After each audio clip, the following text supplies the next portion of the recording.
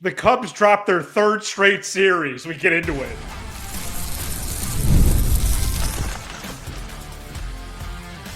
You are Locked On Cubs, your daily Chicago Cubs podcast. Part of the Locked On Podcast Network, your team every day. You are Locked On Cubs, part of the Locked On Podcast Network, your team every day. Alongside Sam Olber, I'm Matt Caissie.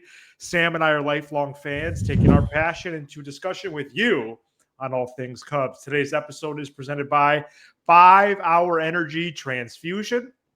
Go to 5hourenergy.com today and use my promo code LOCKEDONGolf to receive 20% off your order, only valid through September 30. Order transfusion-flavored 5-hour energy shots today. And I believe I used this same joke last week, but to watch this Cubs offense right now, you need an energy shot. They don't score. You can't win by scoring one run. Matthew Boyd is going to get Cy Young votes. They're going to be down the ballot, sure. Yes, he made a bad pitch to Vlad Guerrero Jr. on Thursday. But the Cubs lost 2-1 to the Blue Jays Thursday. They've dropped 3 series in a row. They're 68-52 on the year. All the offense could muster was a solo homer. Boyd did allow that homer to Vlad in an 0-2 count, which was a little annoying, but that was all the Blue Jays got. The Cubs had runners on second and third, no outs in the 8th, and didn't score. Happ, Tucker, and Kelly all struck out to end the inning. We're going to recap this game in full. We're going to preview Cubs Pirates. We're going to talk about Tucker's continued struggles, Caissie's debut, and we wrap up with 4 listener videos. Sam, it's we outlined a plan for the Cubs to begin their turnaround. Yeah, and it didn't quite continue or begin this series. Can't say we're not trying. Trying to be positive today. I don't know what else there is to do. Thursday afternoon's loss summarized everything that not only everything that's been going on the last couple of weeks, but everything, Matt, that's been going on for years with this organization. And it dates back to the core. It dates back to the end of 2018, the Rockies game, the Brewers game, 2020, that Marlins series. This team, you almost have to look back, and this is more of an off-season thing, and just look back at, like, why does everybody struggle at the same time? Because you can't call it a fluke anymore. It happens every season. So there's something philosophically they could change. Maybe we could dig into that in the offseason. There's 2 separate conversations. How are we supposed to look into that? I mean, they all stink. Yeah, well, Schwarber doesn't, and he did here. What would you like me to look into? They stink. There's 2 ways to look at this right now. We could go the direction of, why is Willie Castro getting at bats against right-handed pitching? He's here to hit lefties, and that's it. Why is Ian Happ, who literally hasn't had one complete month, his best month of the season, he had a 738 OPS. Why is he batting second when you're in a playoff race? We could talk about that. We could talk about the fact that, they didn't deliver in certain spots. That there's little things to discuss. We could talk about, why didn't Justin Turner get a chance? Your second best clutch hitter. Why didn't he get a chance late in the ball game? We could talk about Craig Counsell, how I think he macro manages instead of micro, meaning, yes, Seiya Suzuki's a better hitter than Justin Turner, and he drew a walk. But in that spot, I'd rather have the specific skill set of a guy that could go the other way and put the ball in play. We could talk about all that, or we could just talk about what really is the problem. You went out in the offseason to avoid a stretch like this and got Kyle Tucker, and he is having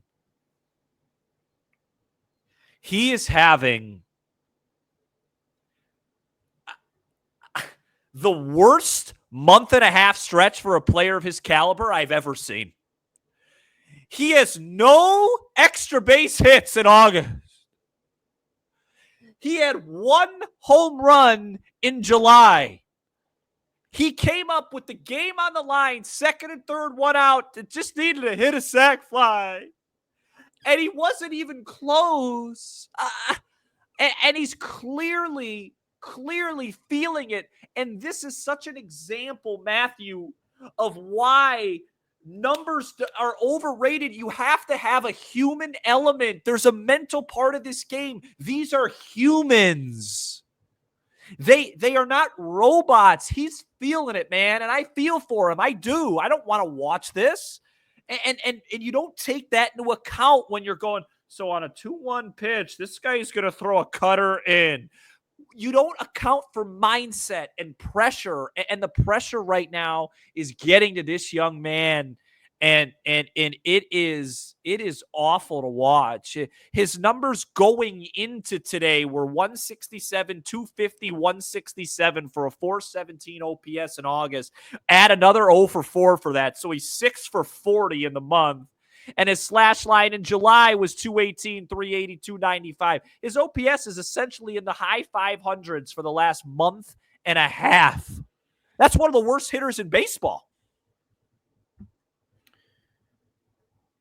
They pulled out the series win against the Orioles almost 2 weeks ago now, but I feel like ever since then, the deadline, they really have been pressing. Ever since the deadline. And so you do backdate it to the Orioles series. Yep. Yep. And the human element is they scored 1 run in one of the games they won against the Orioles. 1. Right. And the human element is one of my favorite parts of this great game of baseball that I love. Mm-hmm. And the folks that continue to be dismissive of it, I'm going to be dismissive of you now. Yeah. Good for you. Because you're wrong. Yeah. And glass half full for me as an optimist also believes the human element will prevail for this team, that we know when they are clicking, they can score, they can play well. So I hope it can reverse course, but I do believe that they are pressing. If you want to backdate it to the deadline, go ahead. I would just bump it up a smidge more. What did they do in the Orioles series to make you think they were pressing? Did Dan Musial walk through that door? Ted Williams, Mickey Mantle. I mean, nobody hit. They got a walk-off homer from Turner, and then Friday scored 1 run. Well, they had the pitcher's duel. They won Friday. Heartbreaker Saturday. Okay, the bullpen was great up to that point. Now, ever since then, it's been questionable. And then they got the walk-off on Sunday. They've been sleepwalking since that Cincinnati series for sure. I don't think they've played good, solid, playoff caliber. This is a good team baseball since the Boston series. Yeah, which was the opening series out of the break. Yep. And the last time I remember there being an electricity was that Saturday night game against the Carmines. And that's the last time Tucker homered. And that was almost a month ago. Here, let's keep this going. But Kyle Tucker this month, and actually, excuse me, this is entering today. What was his final line today? He went 0 for 4 today. Okay. He's 6 for 40 this month. With no extra base hit. No extra base hit. No extra base hits. And here is the largest concern. Oh, well, Matt and Sam, his on base, it's so weird, Matt and Sam. His on base percentage is still in this stretch 400. No. This month, he's walked 3 times and struck out 12. And that's when you know something's really wrong with him, because now he's not even getting on base. We'll be back right after this. Today's episode is brought to you by 5-Hour Energy Transfusion.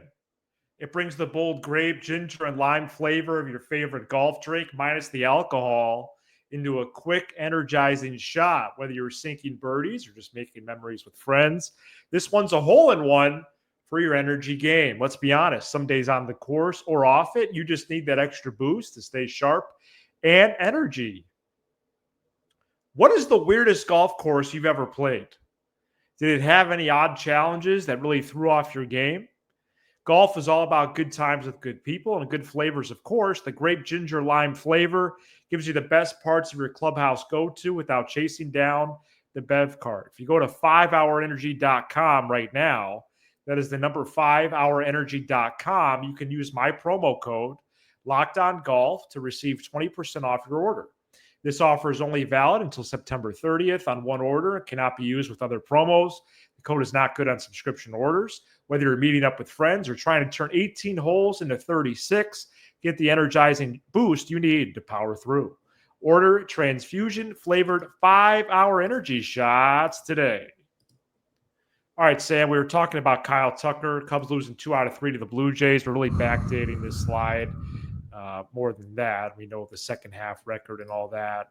But really, yeah, since the whole month then, since the deadline, I could buy that, it's been a bigger struggle than even before. Good. Buy it. Yep. Well, there are 42 games remaining. They're 5 games up on the first team out of the wild card, which is the Reds. Are you concerned?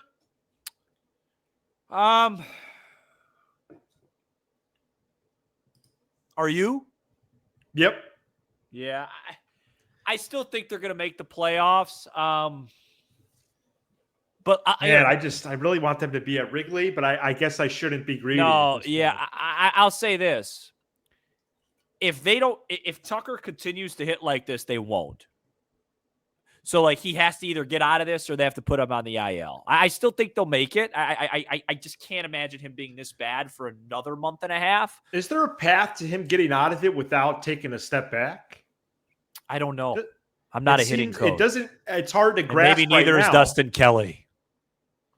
What'd you say about Dustin Kelly? I said, well, I'm not a hitting coach, and maybe neither is Dustin Kelly. Dang. No, I'm just kidding.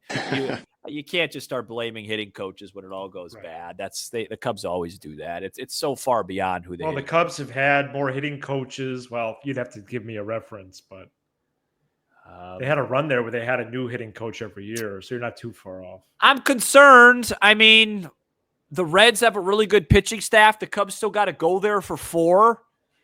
If they split that series in Cincy, they'll make the playoffs. Which is a pretty low bar, but they got, you can't, like I said last night, you can't even think about that right now. You just got to get back on track, and, maybe they could do that this weekend. Yeah, right. So the Pirates haven't announced their starters, but the projected starters right now are Ray and Ashcraft. That's Braxton, the Pirates version of the Ashcraft. Is he a lefty or righty? I don't know who that. I'm not sure, but of course we know Ashcraft on the Reds is Graham. I've never not really familiar with Mr. Ashcraft. He's a right-hander. Okay. Imanaga Burrows, Assad Heaney. I guess Paul Skeens will be taking the extra day, given the Pirates had an off day, but Skeens could, in theory, pitch. So Sunday. Is Ashcraft just like it looks like he's like an opener. He's pitched a bunch. I got that from Fangraphs roster resource. He goes like 2 innings. Okay. Well, maybe it could be a bullpen game for the Buccos on Friday. His numbers are pretty good. His numbers are pretty good. Besides the matchups, though, and again, I'm just talking about on paper right now. On paper, the Cubs should win 2 out of 3. And if they want any sort of semblance of momentum, given the human element that we've discussing, they do need to win 3 games this weekend. Yeah, 2 out of 3 is the bare minimum. I think they need a sweep, but I'm concerned about Friday's game after a tough loss like this, flying in late. Pittsburgh's been in Chicago since Wednesday night. Because they just they're just having a grand old time. They just got swept by the Brewers in a non-competitive series. I mean, I feel like if they can win Friday, I think it lines up pretty well. I don't know what more there is to say. I mean, it's a very light hitting Pirates team. I don't know what the weather's going to. I know the weather's supposed to be good. I don't know what the wind's going to be doing. And look, if you want a piece of positivity, it's a miracle. Let me just make sure my facts are right. It's a miracle that the Cubs are a borderline 500 team. I think they're right around 500 since July 1st with the way Tucker's played. I mean, to give them credit, I mean, right. he's been a bottom level replacement level hitter for now going on his second month, and to be 500. That's actually kind of impressive. I don't know. I mean, sure. I guess you could go with that. This team was built around him. It was built around him. The whole reason they moved on from Bellinger, who was starting to have as good of a campaign, if not better than him, is because the Cubs needed an extra level, a guy that doesn't slump for this long. And, I don't even remember Bellinger getting into a funk of this caliber. Oh, boy. I got a question for you. Yeah, they've lost 7 of 11 since that pitcher's duel game against the Orioles. Right. They're only 4-7. Oh, they're 4. Yeah, so they're 4-7. So that means they're 4-7 since they won that Friday game against the O's. Which means they're 5-7 in August. Yeah. So they're 5-7 in August, and Kyle Tucker's hitting literally like a pitcher. So, the other great joy of baseball discussion for me, Sam, is lineup talk. Like, to me, it's okay to have lineup discussion. We can talk about whatever we want, right? You don't have to, just because people make fun of us. We can discuss whatever we want. That doesn't whatever. Let me tell you. Don't get. I'd like to punch down right now, but I'm not going to name any names right now. Yeah. But okay. I could. I've done it before. The lineup on Thursday, what's the source of that? Is someone walking down the Rogers Center concourse and delivering that to counsel, or is counsel getting the 3 options like David Ross did and Joe Madden? Sometimes the analytics guys would walk down with the 3 options. What analytics support Ian Happ batting second? I have no idea. Who's printing out that piece of paper? But why is counsel penciling him in second? Maybe that computer's broken. Well, it's been broke since 2018. And I got to tell you, Willie Castro as a lefty makes Jamer Candelario, that acquisition from 2 years ago, look like Harmon Killebrew or something. I mean, this is – I mean, why is Willie Castro – listen. Was that a Twins reference? That was pretty good. Well, yeah, I mean, it was a terrible reference because Killebrew is a right-handed hitter, but whatever. Right. Let me tell you something. Willie, let me read you something. First of all, Willie Castro, I don't understand. If you want to give PCA days, just sit PCA versus lefties. Castro's a great get versus lefties. Have him play center, yeah. That's totally fine. But do you want to know his numbers coming into today versus lefties? They're doing this thing where for some reason they're playing him every day. 227, 323, 361. So basically Ian Happ. Counsel wants him to be an everyday player. No, he's never been quoted as that, but that's, I'm just looking at the lineups every day. He plays every day. He's not a good hitter from the left side. Well, then why does he play every day in all these different spots? I'm versatile too. I can play any position you want. I'm just not good. Can I ask you a question? And Michael Busch at leadoff is still, it's 2 solo homers this series. At least he hit a couple homers. We'll take anything we could get. No, but there is guys that for the Pirates series, move them up. Yeah. And maybe you take that into the Brewers series. I don't have a crystal ball. Maybe they can hit a Ramos cleanup. So what's your question that you've been wanting to ask me? Yeah, it's a really good one. And you're going to hear that question right after this.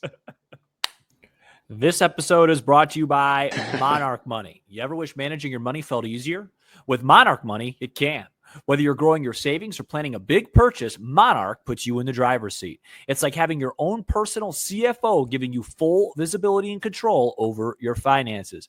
Monarch Money is more than a budgeting app. It's a complete financial command center. You can track all your accounts, investments, and spending in one place. So in addition to managing your money, you're also building wealth. Guys, you know, for me, it's about cooking or lack thereof.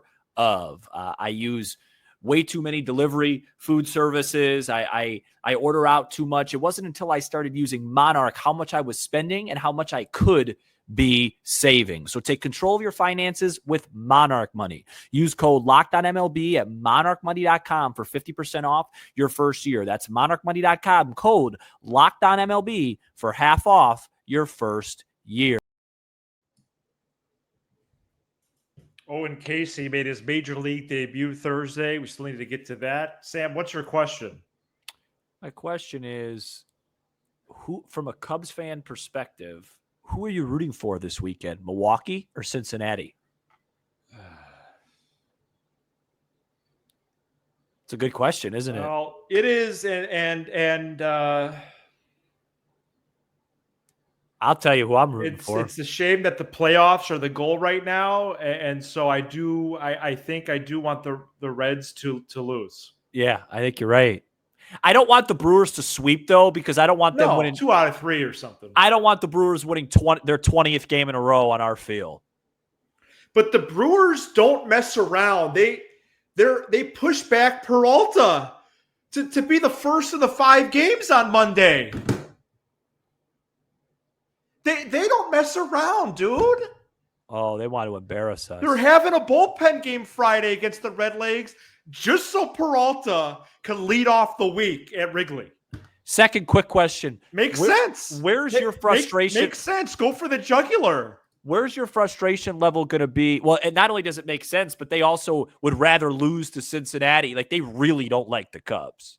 So, like, I understand. You know, maybe losing to the Reds Friday, they don't care because, you know what I mean? They might be punting, and then they score 11 or something. And don't forget, you know where Cincinnati goes to close the year?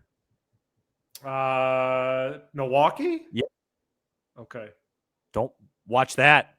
And the Cubs host St. Louis. If that matters, don't be surprised if the Brewers get swept. We might be at the last game.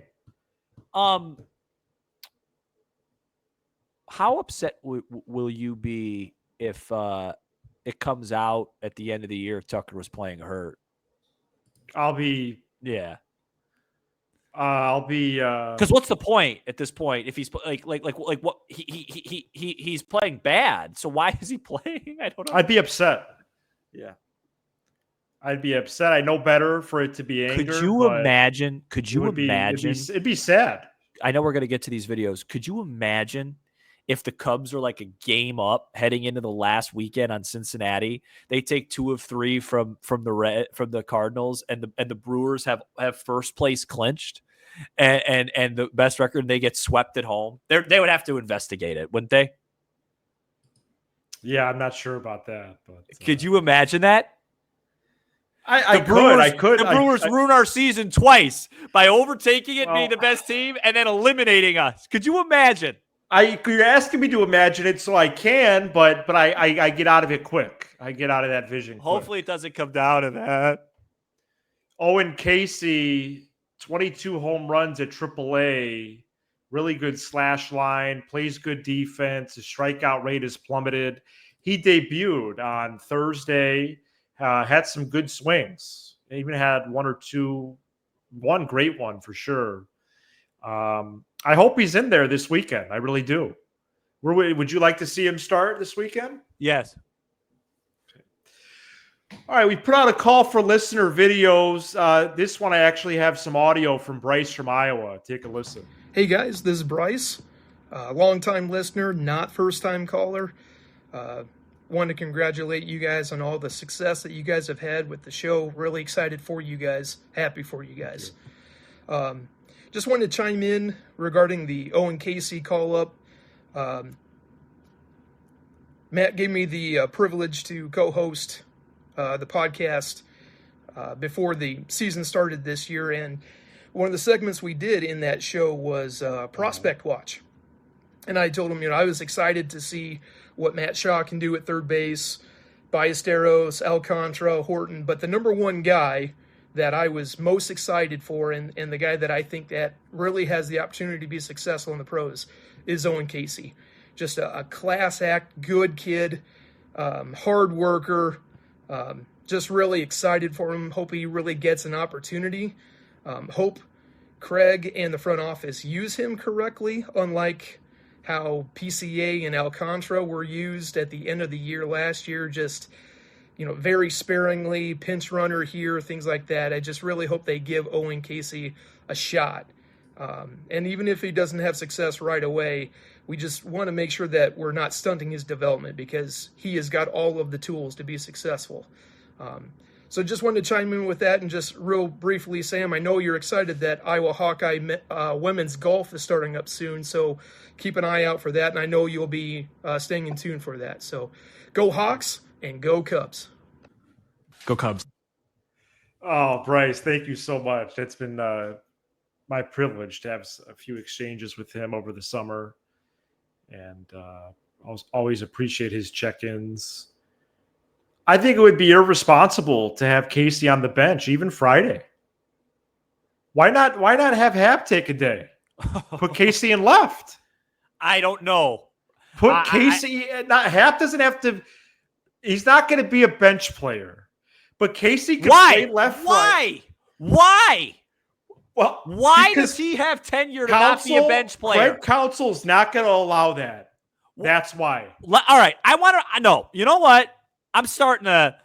I want to read you Ian Happ's month-by-month stat line this season, and Go you ahead. tell me Starlin Castro was a far bigger name than Ian Happ in 2015, and he got benched for a month plus, and it changed his whole season. If he could get benched, why can't Ian Happ? I don't understand. This is Ian Happ's line, okay? In March, in the 8 games. He's a beloved Cub. That's why. So what? He batted 179, 343, 321 in the few games, the 8 games they played in March or whatever it was.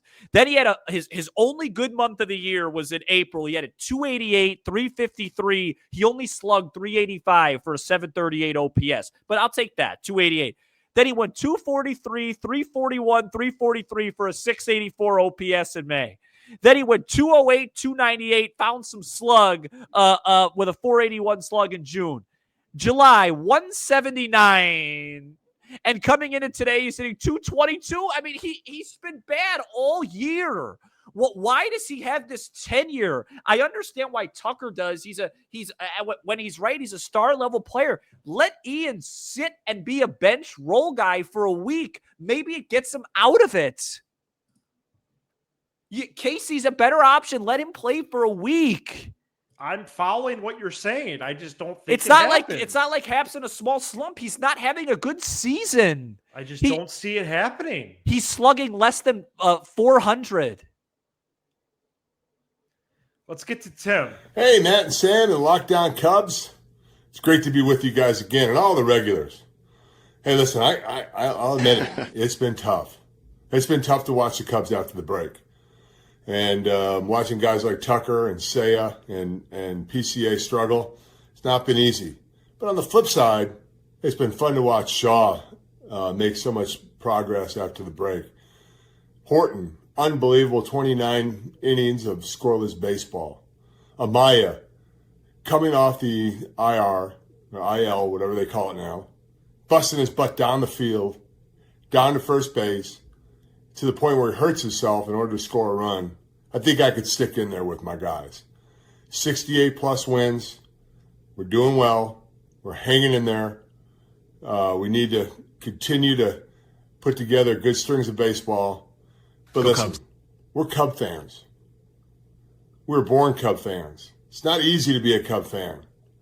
And I've been watching the Cubs since the 70s. And there's been some good years and some bad years, but always be in the heart of my sports watching will be the Cubs. So hang in there, everybody.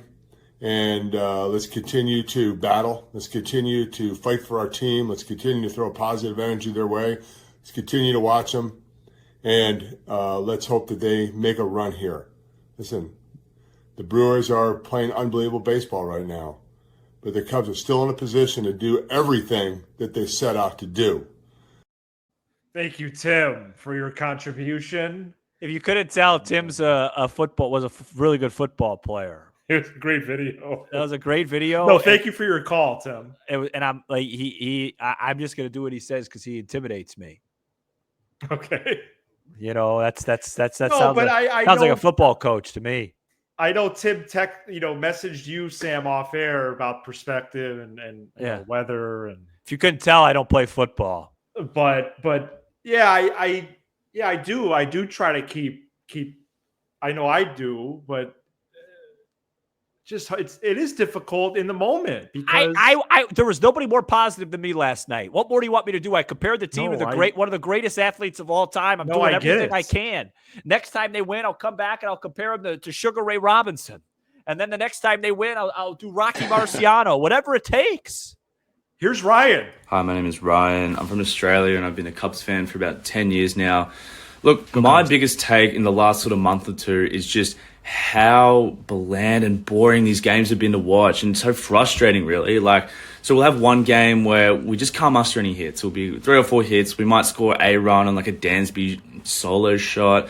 That's pretty much it. That's all we get for the game. And then we'll come out on like a second game and the offense will just be booming.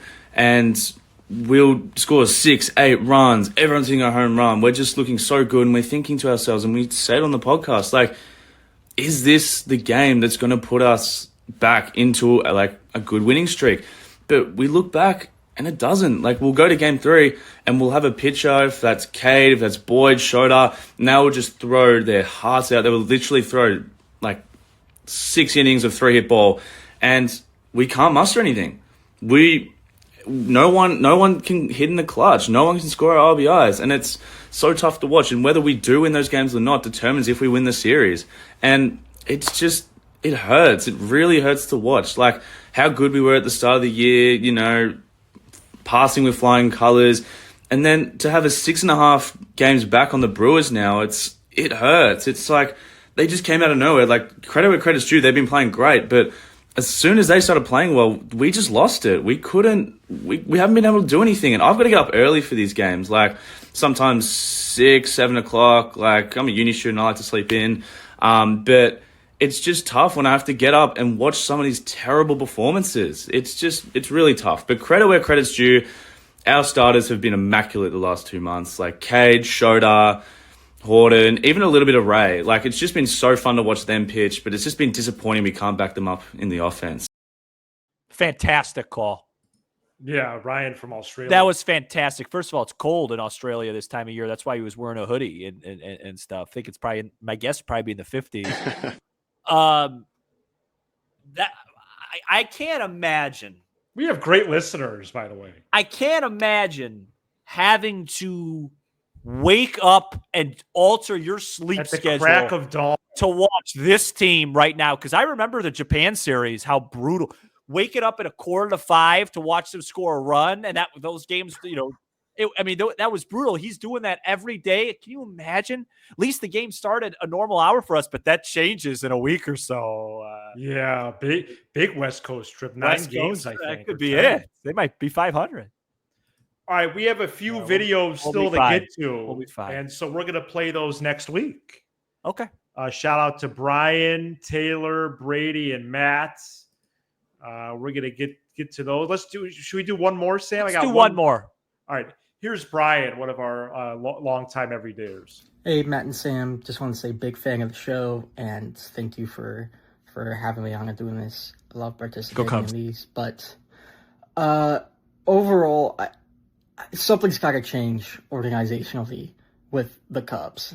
I mean, unfortunately, it seems to have stemmed from Carter Hawkins. He has to be the first one to go because they're not going to fire Counsell. They can't. He's on the contract. They just extended Jed.